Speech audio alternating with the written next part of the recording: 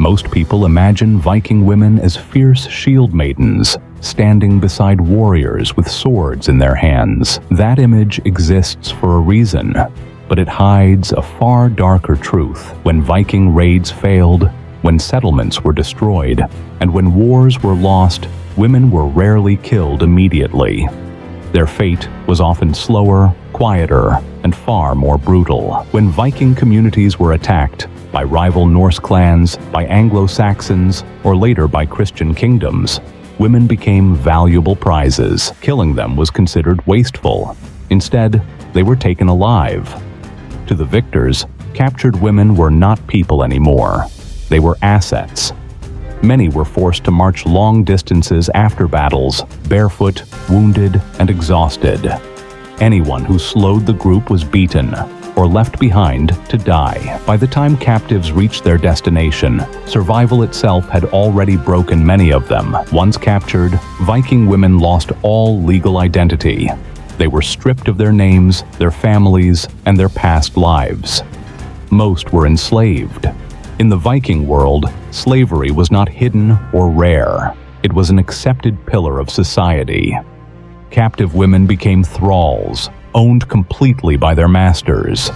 Life as a thrall was brutal. Women worked endlessly, cooking, cleaning, hauling water, grinding grain, caring for animals, and maintaining households. There were no rest days, no protection, no escape. Violence was normal, and punishment was absolute. Sexual exploitation was common and expected. Enslaved women had no right to refuse their owners. Many were taken as concubines, not out of affection, but convenience. Children born from these unions belonged to the master, not the mother. The woman herself remained enslaved. Some captives were sold again and again. Viking trade routes stretched across Europe, the Middle East, and beyond.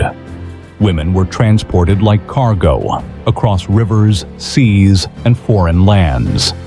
A woman captured in Scandinavia could end up in England, Ireland, or even the markets of the Islamic world. For a few, survival meant assimilation. Some captives were eventually freed, married into Viking households, and absorbed into society. But freedom came at a cost, forgetting who they were. Their old language, beliefs, and identity slowly erased. Others were never meant to survive long. Older women, those considered weak or those who resisted, were worked until their bodies failed. Illness, malnutrition, and abuse ended many lives quietly, without record.